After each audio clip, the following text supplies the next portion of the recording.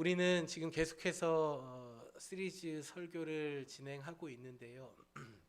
지난주에는 이제 원수와도 같은 사람을 사랑해야 된다라는 예수님의 말씀을 함께 나누었습니다.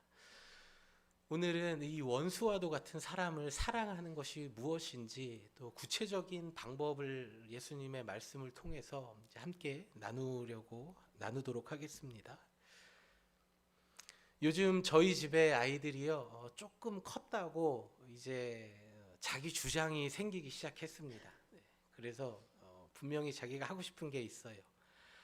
그래서 무언가 계속 끊임없이 요구하고 분명한 자기의 생각을 가지고 얘기를 하니까요, 문제가 하나 발생하더라고요. 그게 부모에게도 그런 모습이 나타나고 형제들 사이에서도 분명한 자기가 하고 싶은 게 있으니까 그렇게 싸웁니다. 그렇게 싸워요. 아직까지는 뭐 물리적인 충돌이 오고 가지는 않아요. 예. 그런데 아이들이 이제 학교 갔다 와서 보면은 그 짧은 시간 안에도 서로 소리를 치고 막 진짜 이제 싸우는 소리가 막 들립니다. 굉장히 날카롭게 서로 막 싸우더라고요. 그런 모습을 보고 또 그런 소리를 듣고 있으면 저희도 참 마음 지키는 게 힘들더라고요. 다 내쫓아버리고 싶고 다 그냥 붙잡아다가 세탁실에 가서 훈육을 하고 싶기도 한데 이런 시기를 또 필요하구나, 또 지나가고 있구나 하는 마음으로 저희도 참고 인내하고 견디는데, 그것보다 더 힘든 게 있더라고요. 그게 뭐냐면요, 꼭 이제 서로 다툼이 있으니까 힘이 센 언니 또는 형이 또 누나가 이기는 사람이 있을 거 아니에요. 그리고 또 지는 사람이 있잖아요. 그럼 지는 아이가 와서요, 엄마, 아빠, 형아가, 언니가, 누나가 계속 와요. 이게 진짜 어쩔 때는요, 뭐 10분 간격으로 오기도 하고요. 어쩔 때는 30분 간격으로, 재보지 않았지만 느낌상에는 1분 간격으로 오는 것 같아요. 계속 와가지고 일러요. 그리고 뭐 했다고 자기가 당한 억울한 일을 아이들이 얘기합니다. 그래서 저희는 이거를 뭐 때에 따라서는 그 아이의 위로해주기도 케어해주기도 하지만 많이 해주지 않습니다. 그래서 가서 직접 해결하라고. 형한테 가서 직접 해결해라. 언니한테 가서 얘기해. 누나한테 가서 얘기해. 이렇게 얘기하고 있는데 이 어린 아이의 모습들을 보면서 어른이 된 우리도 이런 어린 아이와 같은 모습을 가지고 있구나라는 생각을 합니다. 그것이 뭐냐면요, 내가 어떠한 억울한 일을 당하거나 또 내가 어떠한 마음의 어려움이 있을 때 우리는 그 사람이 아니라 상대방이 아니라 다른 누군가를 향해 찾아가서 나의 억울한 마음들을 이야기하고 또 나의 그런 당한 일들을 이야기한다라는 것이죠. 그런데 오늘 본문의 15절에서 예수님께서는요, 그 사람과만 상대하라 라고 말씀하십니다. 형제가 죄를 범하거든 그 사람과만 상대하여 권고하라. 예수님께서 말씀하신 이 형제에 담긴 의미는요, 1차적으로는 혈연지간으로 맺어진 형제를 의미합니다. 그런데 이 의미는 거기에만 국한되는 것이 아니라 우리가 살아가면서 만나는 관계를 가지고 있는 사람들, 그것이 우리의 배우자 또 가정을 넘어서서 내 일터에 있는 사람들, 또 더 나아가 우리 교회 공동체 안에 있는 사람들을 의미하는 것이죠. 예수님께서는 나와 관계되어 있는 사람들, 내 주변에 있는 사람들이 죄를 범하거든 그 사람과 단둘이서 먼저 이야기하라고 말씀하세요. 여기서 말하는 죄는요, 뭐 심각한 죄, 도덕적으로 또는 사회적으로, 법적으로 벌어지는 그 모든 심각한 죄를 포함하는 것뿐만 아니라 상대방이 나에게 한 사소한 실수나 잘못들, 이런 것까지 다 포함됩니다. 예수님께서는 누군가 나에게 잘못한 상황에서 다른 사람에게 가서 이야기를 하고 그걸 알리고 또 나의 마음을 쏟아놓고 뭐 풀라는 게 아니라 먼저 그 사람과 가서 상대해라 라고 말씀하십니다. 그런데 그렇게 개인적으로 이야기해도 듣지 않으면요, 어떻게 하라고 말씀하십니까? 16절에 보니까 두세 사람과 함께 가서 그 사람과 상대하라, 권고하라 이야기하고 있어요. 개인적으로 가서 상대방이 잘못과 상대방의 실수를 이야기했는데 듣지 않으면요, 두세 명의 사람들과 함께 그 사람에게 가서 그 사람의 행동에 잘못된 것을 죄를 실수한 것을 이야기해 주라고 말씀하고 있습니다. 그런데도 말을 듣지 않으면요, 뭐라고 말씀하십니까? 17절에 그들의 말도 듣지 않거든 교회의 말하고 교회의 말도 듣지 않거든 이방인과 세리와 같이 여기라 라고 말씀하고 있어요. 이 말씀은 교회 공동체에게 주신 말씀인데, 교회 공동체뿐만 아니라 이 말씀을 우리의 삶에 적용해 보면요, 우리의 삶의 가정에서 또 우리의 주변의 일터에서도 또 우리의 교회뿐만 아니라 이 모든 말씀, 예수님의 말씀을 적용하면요, 그 공동체 안에 이야기하라는 거예요. 공개적으로 이야기하라는 거예요. 그런데도 듣지 않으면은 어떻게 하라고요? 세리와 이방인과 같이 여기라라고 말씀하세요. 세리와 이방인 같이 여기라는 이 말씀은 무슨 말씀이냐면요, 예수님 당시에 유대 사람들은요, 이방인 하면요, 하나님께서 지옥의 땔감으로 준비하신 사람들, 저 사람들은 구원도 받지 못하고 그냥 뜨거운 지옥불에 그 땔감을 지옥에 보내기 위해서 준비한 사람들이라고 생각을 했습니다. 그리고 세리는 어떤 사람들이에요? 나와 같은 민족인데 나에게 재산을 착취하고 빼앗고, 그러니까 뭐 매국노라고 얘기할 수도 있고, 우리 같은 민족을 괴롭히는 사람들, 자신의 배만 불리는 사람들인데 이 사람들은 그래서 상대하지 않았습니다. 세리들은 사람 취급하지 않고 개와 돼지 취급을 했어요. 개와 돼지 취급. 성경에서 개와 돼지는 부정한 짐승이라고 해서 그 고기도 먹지 않고 죽은 시체를 접촉하지도 말라, 이제 구약의 율법이 있는데, 유대 사람들은 이 세리와 이방인을 개와 돼지 취급했어요. 그래서 그 공동체 안에 자기가 속해 있는 공동체 안에 세리와 이방인은 절대 들어올 수가 없었습니다. 그러니까 공동체 밖으로 쫓겨나는 거예요. 이것을 우리의 가정에 적용하면 우리 가정에서 내보내라는 거예요. 이런 얘기 들어보셨어요? 말 안 들으면 족보에서 빼버린다. 그냥 뭐 집에서 빼버린다는 거예요. 교회 공동체에서도 그냥 출교시켜버리라는 거예요. 그리고 직장 안에서도 어떻게 하라고요? 그냥 해고하라는 거죠. 내보내라는 거죠. 예수님께서 누군가 나에게 실수하고 잘못했을 때에 단둘이 이야기하고 그 말을 듣지 않으면은 두세 사람과 함께 얘기하고, 그 말도 듣지 않으면은 그 공동체 안에 이야기하고, 그래도 듣지 않으면요, 내보내라고 말씀을 하십니다. 그런데 예수님께서는 우리에게, 우리 지난주 또 말씀 나눴죠. 2주 동안 서로 뭐 하라고 말씀하셨어요? 사랑하라. 형제의 허물을 덮어줘라. 너희도 자비한 자가 되라 라고 말씀하셨잖아요. 예수님은 우리가 예수님을 생각할 때 사랑이 많으신 분, 긍휼하신 분, 풍성하신 분, 이런 우리가 느낌을 가지고 있는데, 그런 예수님을 알고 있는데, 오늘 마태복음 18장 15절에서 20절까지 말씀하시는 이 예수님의 말씀을 우리가 대하면요, 굉장히 낯설게 다가옵니다.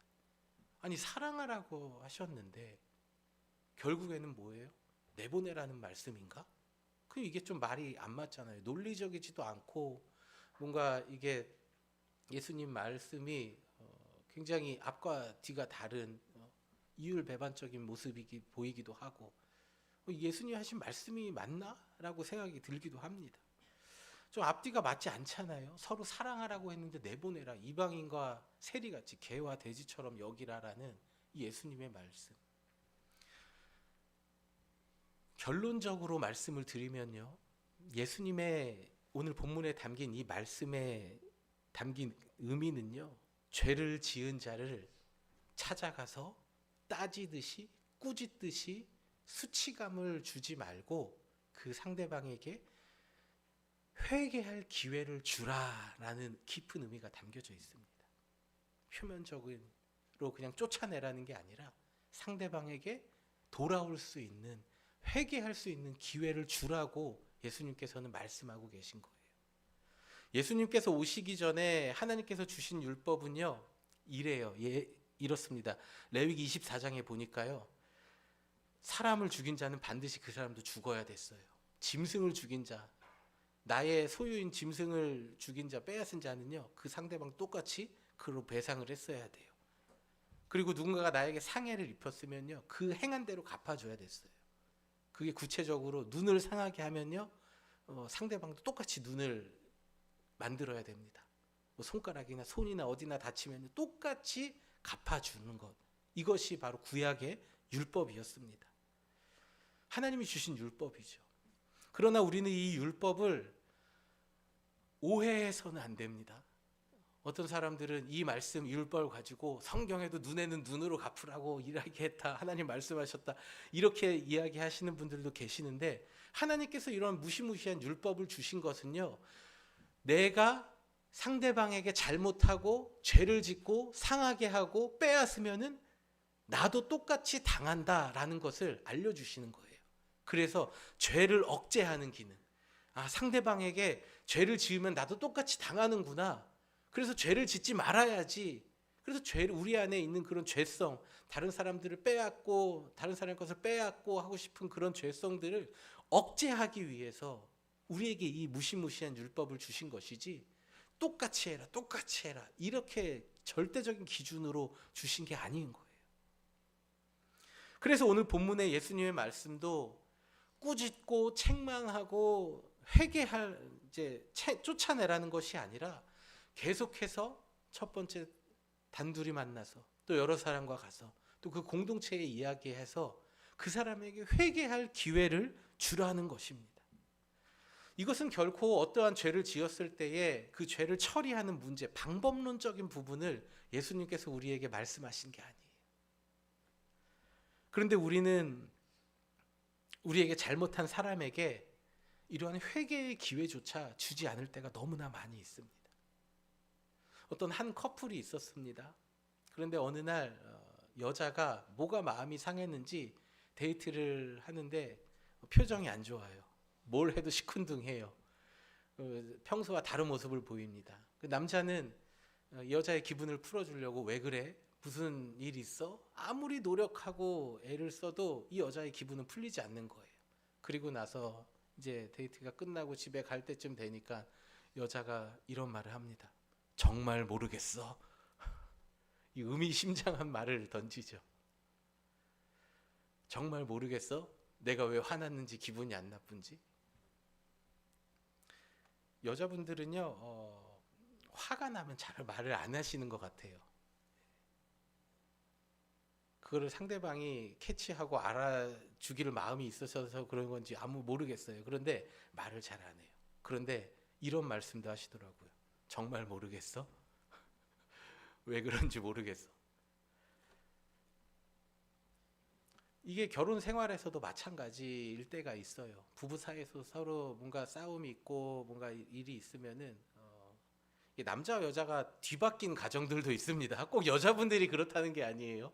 어떤 가정은 남자분들이 말씀을 안 하시는 분들도 계실 거고, 여자분들이 안 하시는 분들도 계실 건데, 말을 안 해요, 화가 나면. 그리고 상대방이 알아주기를 바래요. 과거에 알아주길 바래요. 과거에 살았던 모습이 이제 결혼해서도 이제 계속 이렇게 있는 분들이 계시고, 또 결혼해서도 이렇게 바뀐 분들이 계실지도 모르겠는데, 여러분 생각해 보세요.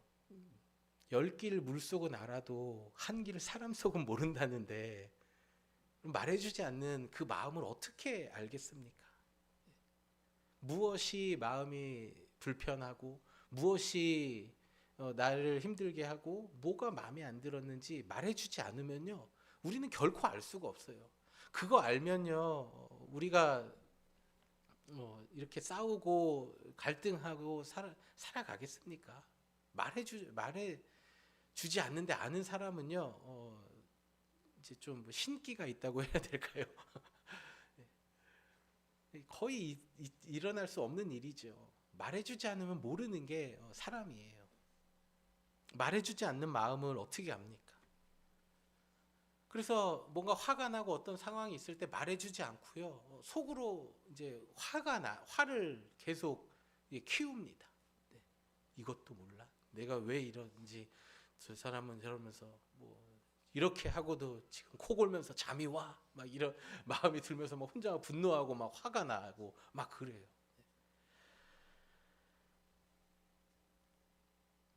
나랑 맞지 않는 것 같으면요, 또 나에게 이 사람과 다르다고 생각하면 우리 말을 안 해요. 길게 하지 않아요. 부부 사이에서도 마찬가지고, 또 사회에 나와서 공동체 안에서는요, 더 말할 것도 없죠. 그래서 나와 맞는 사람, 나랑 잘 통하는 사람, 그런 사람들과 우리는 만남을 가지고 또 그런 만남을 이어가길 원하잖아요. 근데 예수님께서 뭐라고 하셨습니까? 너희를 사랑하는 자만 사랑하면은 무슨 이익이 있느냐? 무슨 소용이냐? 너희에게 잘하는 사람에게만 잘하면은 그것이 무엇이냐? 예수님 믿지 않는 사람, 하나님 믿지 않는 사람도 똑같이 한다라고 말씀하셨어요. 예수 그리스도를 나의 구주로 믿는 우리는요, 그런 보편적인 진리를 떠나서 원수와도 같은 사람을 사랑해야 되고, 그 사람에게 나의 마음을 잘 전달하고 그 사람이 그걸 깨닫고 돌아올 수 있는 기회를 줘야 된다라고 말씀하고 있는 것입니다. 진심이 담긴 사랑하는 마음으로 상대방과 나와의 관계를 위해서 우리는 충분히 기도해야 합니다. 그냥 오늘 이 말씀을 듣고 가서 누군가를 바로 찾아가서 마태복음 18장에서 꾸짖으라고 말씀하셨어. 일로 와봐 당신. 일로 와보세요 하면서 앉혀놓고 뭐 잘못했는지 조목조목 따지는 하는 게 아니에요. 예수님께서는 회개의 기회를 주라고 말씀하셨잖아요. 그 회개의 기회를 우리는 따뜻한 마음, 상대방을 사랑하는 마음으로 상대방에게 다가가야 된다라는 거예요. 진심이 담긴 사랑하는 마음으로 상대방과의 나와 관계를 위해서 먼저 하나님께 충분히 기도한 후에 그 사람에게 찾아가서 그의 잘못을 얘기하는 거죠. 충분히 기도하는 것은요, 내 안에 있는 분노와 화를 가라앉히는 거예요.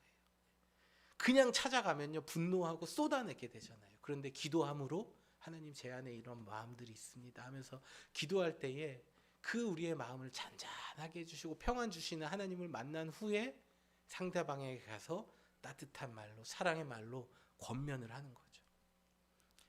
그리고 상대방이 그것을 받아들이면, 그리고 회개한다면 너희는 형제를 얻을 것이요, 함께 기뻐하고 함께 즐거워하는 믿음의 동역자를 얻게 된다고 말씀하십니다. 저는 여러분의 삶에 이러한 믿음의 동역자, 형제들이 얻어지고 이런 사람들이 많아지는 은혜가 있기를 축복합니다. 우리 사바나 한인장로교회도 모든 성도님들이 상대방의 실수와 잘못들을 묻어두고 또 마음속에 분노와 그 칼을 갈면서 지내는 것이 아니라 예수님 말씀대로 서로가 서로에게 회개의 기회를 주는 믿음의 공동체가 되어지길 주님의 이름으로 축원합니다. 우리는 우리의 가정에서, 일터에서, 교회 안에서 누군가에게 나의 잘못을 이야기를 들을 때에, 또 할 때에 서로 간에 마음의 분노가 일어납니다. 상대방이 사랑의 마음으로 나의 잘못을 이야기해 준다고 하더라도 감히 나에게 이러라 저래라는 거야? 나에게 훈계하는 거야? 뭐 나이 많다고 그러는 거야? 아니 나이도 어린 게 뭘 안다고 이러는 거야? 이런 마음이 우리는 충분히 들 수가 있죠. 그때 우리 안에 일어나는 마음이 어떤 마음입니까? 화가 일어나고 분노가 일어나는 거예요. 아니 자기가 뭔데 나한테 이래라 저래라 하는 거야. 자기는 얼마나 잘한다고 하는 마음이 일어나는 거죠. 근데 우리는 이런 마음이 들 때에 우리는 겸손하게 상대방의 말을 들어야 됩니다. 들어야 돼요. 빌립보서 2장 3절에서 이렇게 말씀하고 있어요. 겸손한 마음으로 각각 자기보다 남을 낮게 여기고. 우리가 이게 싸우고 분노하고 상대방의 관계에서 이렇게 뭔가 틀어진다는 것은요, 내가 더 너보다 낫다라는 마음이 있는 거거든요. 내가 당신보다 나아. 당신 뭐 했어? 나는 이것도 했는데. 그러니까 그것이 자꾸만 원망으로, 불평으로 상대방에게 나아가는 거죠. 근데 성경은 우리에게 뭐라고 말씀하십니까? 겸손하게 상대방을 나보다 낮게 여기라. 낮게 여기라. 아, 이 사람이 더 낫구나. 하나님 앞에서 이 사람이 더 좋은 사람이구나라고 여기라는 거예요. 상대방의 이야기가 어쩌면 말도 안 되는 이야기일 수도 있어요.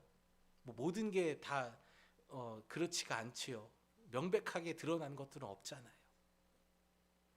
상대방의 이야기를 듣고 억울한 것도 있고 상황도 다르고 내 마음은 그게 아니고 뭐 여러 가지 마음이 들 수도 있어요. 그래서 우리는 서로 부딪히는데 그걸 다 내려놓고 누군가가 나에게 이야기할 때에 상대방을 낮게 여기고 겸손하게 들어야 되는 거예요.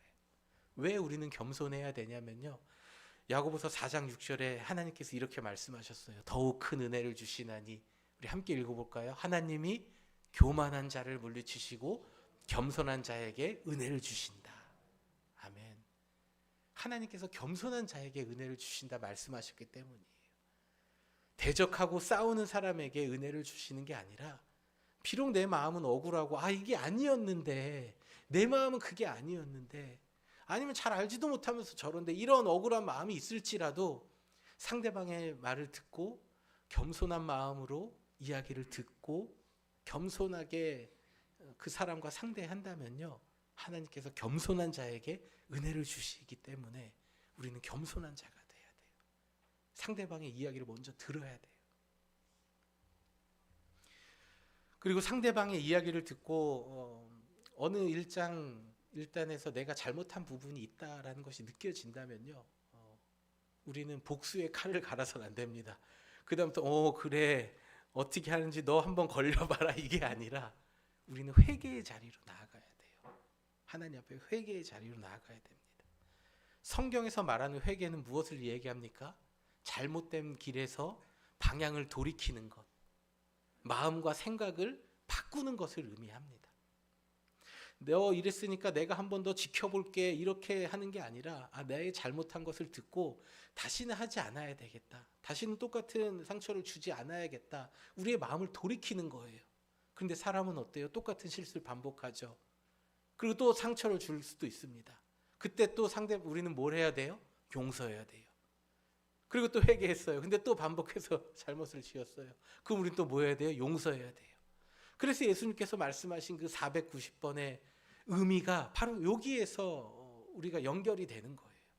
무제한적으로 무조건적으로 용서하라는 거예요.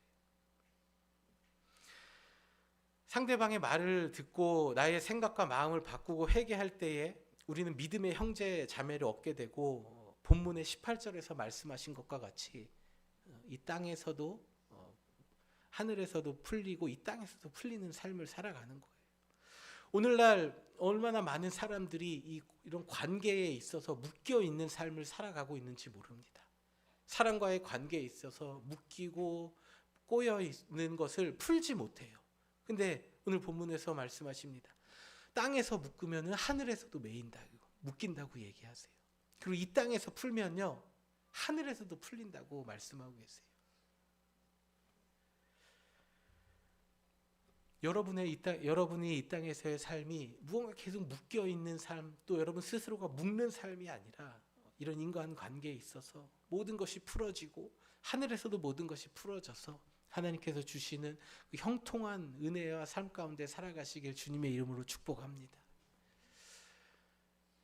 그렇습니다. 성경은 우리에게 무조건적으로 용서하라고 말씀하지 않아요.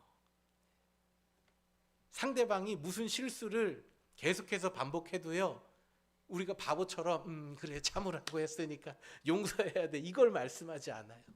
어떻게 하라고 말씀하십니까? 기도하고 상대방에게 사랑하는 마음으로 다가가서 이야기해주고 상대방이 회개할 기회를 주라고 말씀하십니다. 그 기회를 계속해서 주라고 말씀하세요. 상대방을 사랑하는 마음으로 진심을 다해서 상대방의 실수나 잘못을 이야기해주고 그리고 상대방이 깨달을 수 있는 그 회개의 기회를 주어야 합니다. 왜냐하면 회개 없는 삶은요 계속해서 그 사람의 주변에 있는 그 사람이 속해 있는 공동체에 분란과 어려움을 일으키기 때문이에요. 그것이 가정일 수도 있고요, 일터일 수도 있고요, 또 교회일 수도 있습니다. 이 예수님의 말씀을 너무나 잘 알고 있었던 바울은 갈라디아서 6장 1절과 2절에서 이렇게 말씀하고 있습니다. 범죄한 일이 드러나거든 신령한 너희는 온유한 심령으로 그러한 자를 바로잡고 너 자신을 살펴보라. 그리고 너도 시험을 받을까 두려워하라 라고 말씀하고 있어요. 온유한 마음, 따뜻하고 부드러운 마음으로 상대방의 잘못을 알려주고 또 나 역시도 누군가에게는 어떤 실수나 잘못을 하고 살아갈 수 있는 연약한 존재라는 것을 기억하면서 조심스러운 삶을 살아가라. 늘 자신의 모습을 돌아보고 살피라 말씀하고 있는 것입니다. 오늘 말씀의 결론입니다. 상대방의 어떠한 실수나 죄의 모습을 보았을 때 우리가 가져야 할 첫 번째 마음은 무엇입니까? 상대방을 사랑하는 마음으로 그 사람이 돌이킬 수 있는 회개의 기회를 주는 것입니다.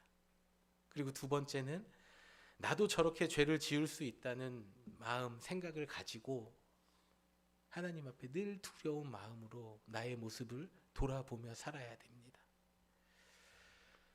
사랑하는 성도 여러분, 여러분의 삶의 현재의 모습 가운데에 누군가를 용서하지 못하고 또 누군가를 향해 분노의 마음을 가지고 있고 또 이런 나에게 실수한 사람에 대해서 이것을 잘 어떻게 풀어야 될지 고민하며 괴로운 가운데 계신 분들이 계십니까? 또는 과거의 어떠한 일들로 인해서 아직까지도 나의 삶 마음 가운데에 그 문제를 해결하지 못하고 살아가고 계신 분들이 계십니까? 그래서 그것이 내 안에 상처가 되고 분노가 되어서 이 분노의 감정을 어떻게 다스려야 할지 밤에 잠을 잘 못 이루기도 하고 아무렇지도 않다가도 그런 일들이 생각날 때 분노하고 화가 나는 일들을 경험하고 계신 분들이 계십니까? 이 분노의 감정을 어떻게 다스려야 할지 모르는 상황 우리는 마주합니다. 그래서 우리는 다음 주에 이 분노에 대해서 또 말씀을 계속 살펴볼 건데요. 그 분노하는 상황 가운데에서 여러분 분노에 사로잡히지 마십시오. 분노에 사로잡히지 않는 방법은 하나님 앞에 가지고 나아가는 것입니다. 나의 마음을 하나님 앞에 가지고 나아가고 주님 앞에 가지고 나아가서 주님 제 안에 형제를 사랑하지 못하는 마음이 있습니다. 나에게 잘못한 사람에게 용서하지 못하고 자꾸만 다른 하나님 그 사람과 상대하는 것이 아니라 누군가를 향해서 우리 남편은 우리 아내는 저 사람이 나한테 이렇게 했다. 이런 마음이 들 때가 너무나 많이 있습니다. 주님, 제 마음 가운데에 좀 예수님의 마음을 부어주셔서 예수님의 말씀을 생각나게 해주셔서 다른 사람을 찾아가는 것이 아니라 충분히 기도하고 상대방을 찾아가서 진심 어린 마음으로 회개의 기회, 잘못을 이야기해 줌으로 삶을 살아가고 싶습니다. 그 마음을 하나님 앞에 가지고 나아가는 거예요. 말씀을 통해 우리가 아무리 우리의 모습을 돌아본다고 해도 우리의 삶에 실천이 없다면 그 삶은 절대로 변화되지 않습니다. 지식뿐인 종교 생활이 될 수도 있어요. 오늘 예수님께서 우리에게 말씀하십니다. 누군가가 형제가 너에게 죄를 범하면 다른 사람이 여러분에게 실수한 것, 여러분의 마음을 어렵게 하고 또 여러분에게 명백한 잘못을 했다는 것을 그런 상황이 있으신 분들은 주님 앞에 기도하며 어떻게 이야기해야 될지 주님 그 마음을 주시옵소서. 이 땅에 오셔서 우리를 책망하고 꾸짖지 않으시고 우리를 위하여 대신 죽어주신 그 겸손한 예수님을 따라서 저희도 예수님과 같은 삶, 예수님을 닮아가는 삶을 살기 원합니다. 주님의 마음을 좀 저에게 주시옵소서. 기도하며 여러분의 삶에 모든 묶여있던 것들이 풀어지며 하늘에서도 여러분의 삶의 모든 것들이 풀어져서 놀라운 하나님의 은혜와 역사 가운데에서 행복하고 기쁜 삶을 살아가시길 주님의 이름으로 축복합니다. 우리 모두 자리에서 함께 일어나셔서 우리 주님 마음 내게 주소서. 우리 결단의 찬양 하나님 앞에 올려드리도록 하겠습니다.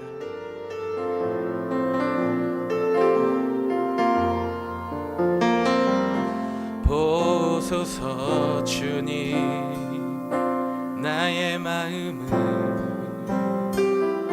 선한 것 하나 없습니다. 그러나 내 모든 것 주께 드립니다. 사랑으로 안으시고 날 새롭게 하소서. 보소서 주님, 보소서 주님. 나의 마음을 선한 것 하나 없습니다. 주님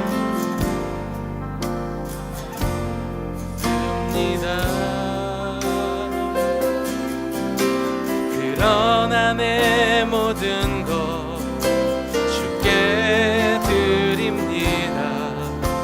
사랑으로 안으시고 날 새롭게 하소서.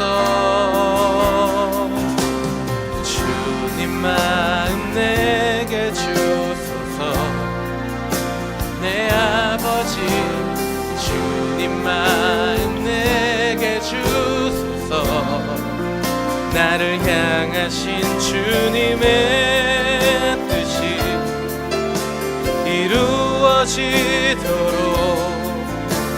주님 마음 내게 주소서. 우리 한 번 더 찬양합시다. 보소서 주님, 나의 마음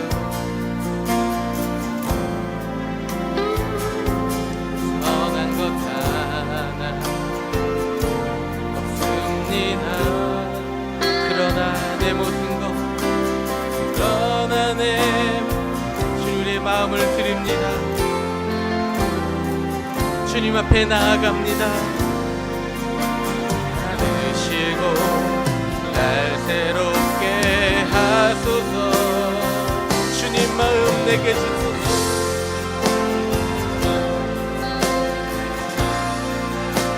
내 아버지 주님 마음 내게 주소서. 나를 향하신 주님의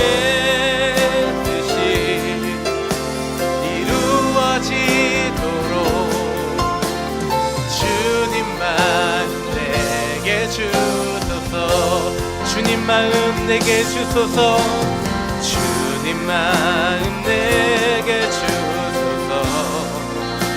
내 아버지 주님 마음 내게 주소서. 나를 향하신 주님의 뜻이 이루어지도록 주님 마음. 우리 오늘 주신 말씀을 기억하며 이 시간 하나님 앞에 함께 같이 기도합시다. 아버지 하나님, 우리 안에 다른 사람을 용서하지 못하는 마음이 무엇입니까? 내 안에 선한 것이 없고 다른 사람을 책망하며 다른 사람을 판단하고 정죄하는 마음이 결국에는 너희가 서로 사랑하라 말씀하신 그 예수님의 말씀을 우리로 하여금 실천하지 못하게 합니다. 예수님의 말씀을 실천하지 못하는 삶의 자리까지 나아가지 못하게 하는 우리의 마음 가운데에 이런 죄성을, 우리의 연약한 마음을 주님 앞에 가지고 나아가며 날마다 주님 앞에 회개하는 저희들 되게 하여 주시옵소서. 하나님, 우리에게 잘못한 사람을 반대하지 못하고 자비를 베풀지 못하고 이해하지 못하고 나의 상황과 나의 모습을 바라보며 상대방을 판단하고 정죄하고 살아갈 때가 얼마나 많이 있습니까? 아버지 하나님, 이제 오늘 주신 예수님의 말씀처럼 형제가 죄를 범하거든 너는 그 사람과만 상대하라. 그 사람에게, 상대방에게 다가가서 사랑의 마음으로 진심 어린 마음을 담아서 상대방의 잘못을 얘기해주고 상대방을 위하여 기도하며 믿음의 형제 자매를 얻는 저희들 될 수 있도록 주님 함께하여 주시옵소서. 그리하여서 이 땅에서의 묶여있는 삶이 아니라 이 땅에서의 모든 관계들이 풀어지며 하늘에서의 관계가 풀어져서 하나님께서 주시는 모든 은혜 가운데에 우리가 기쁨으로 살아갈 수 있는 삶을 살아갈 수 있도록 성령님 함께하여 주시옵소서.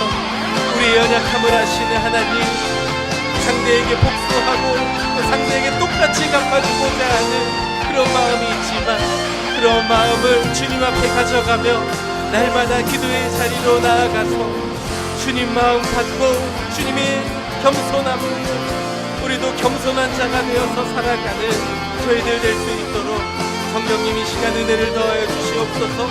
제레 모인 주의 모든 백성들에게 하나님의 크신 은혜와 자비하심을 허락하여 주시옵소서.